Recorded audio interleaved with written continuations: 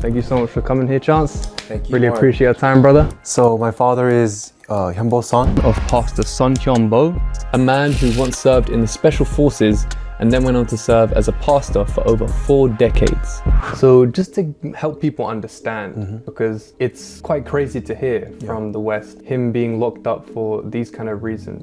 Could you explain what did he actually say that is so terrible for him to get locked up? Because he's not arrested for inciting any violence, right? Any kind of to do with money or fraud, embezzlement. This is to do with something he said to your congregation that was so bad. Could you try to describe that a little bit? Yeah, so there are 2 main points when you look at the indictment. So the first one is during the presidential election, my father criticized a candidate for pledging and promising 30% of the public sector positions to be filled with the sexual minority groups, the LGBT group. And also the second point was my father invited a candidate for superintendent of education in Busan this year, 2025, in March 16th, 2 weeks before the election. And he asked 2 questions simply. He brought the candidate on the stage and they did a short interview for 9 minutes. And 2 questions were, 1, what the candidate's views are on LGBT agenda, the comprehensive anti-discrimination law, and also the second question was what his views are on freedom in education. To give you more context, the first one, in Korea there are over 20 individual anti-discrimination law where you can't discriminate a group or people by their race, skin color,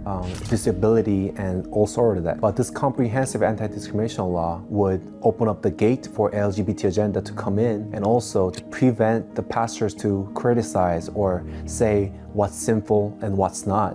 So your father's been arrested and detained since 8th of September now, so it's been quite a few months. Yes. Why the government deemed it necessary to have him detained before trial? Yeah. So my father has been arrested for now, it's been marking 3 months, ever since September 8th, as Mark said.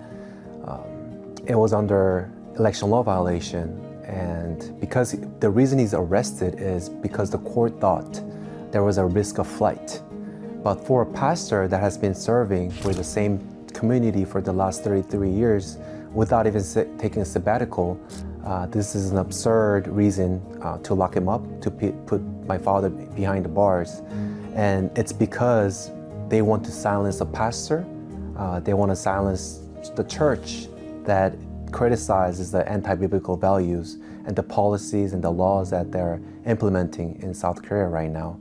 And to give you more context and the background, last year, July 2024, the Korean Supreme Court ruled that same-sex couple are eligible for the healthcare benefit. And that's actually has been the gateway for the Western countries to open up all the doors for the LGBT agenda to flood in. And my father, as soon as the ruling came out, my father went to all the denominational assembly in South Korea asking for help with tears, and there was a miracle happen in 3 months. October 27th, there was a united worship that my father started and mobilized 1 million people in Seoul. And the current government, Democrats, realized how much of a threat my father could be, mobilizing and basically telling the Christians that we have to oppose this law. Also, because there's an election next year, 2026, June 3rd, we believe that the government, the current regime is gonna try their best to keep my father behind bars with those risk of flight kind of absurd reason. And this has been very troubling for not only our family, but also Christians in Korea.